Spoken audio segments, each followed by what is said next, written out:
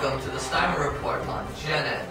I'm Andrew Kuznetsov. And I'm Michael Steimer. This time on the Steimer Report show, the crisis in Syria. What really happened in Syria? What was the president really thinking? Join us to find out.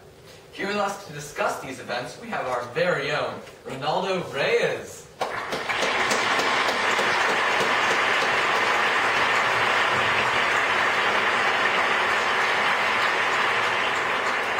Thank you for being here. Thank you for having me. So to recap, here is the situation in Syria. The Arab Spring sparked protests in Syria.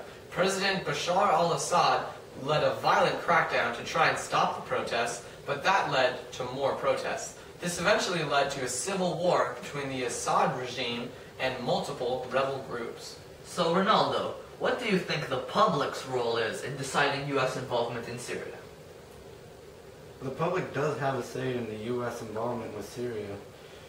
Both the executive branch and the legislative branch both gauge their options according to the public opinion.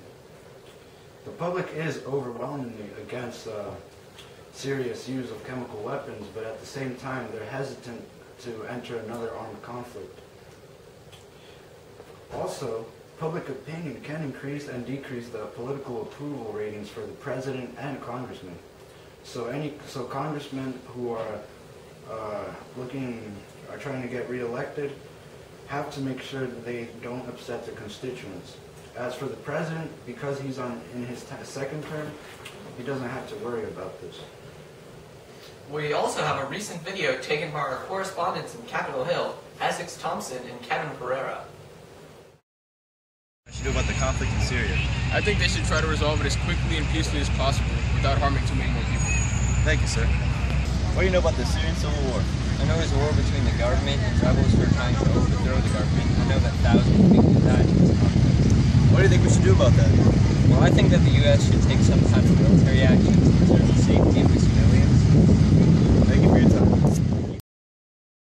But not everyone shares these views.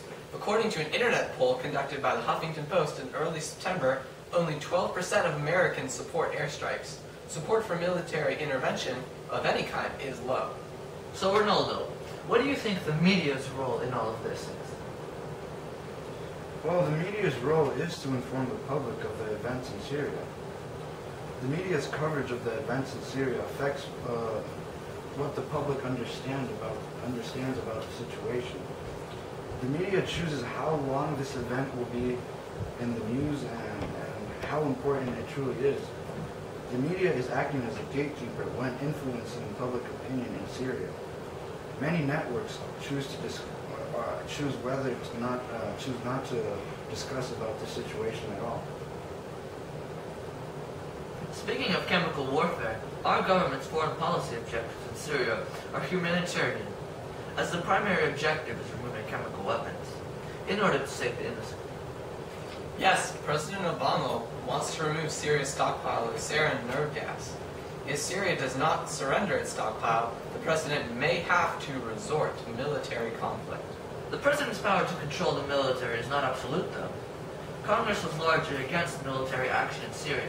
Congress can check the president to prevent him from taking military action. Congress controls money after all. And Congress declares war, not the president. Obama can't start a war without the approval of Congress. Speaking about taking action in Syria, Hillary Clinton's views of military action may have damaged her approval ratings. This damage may be visible if she decides to run for president in 2016.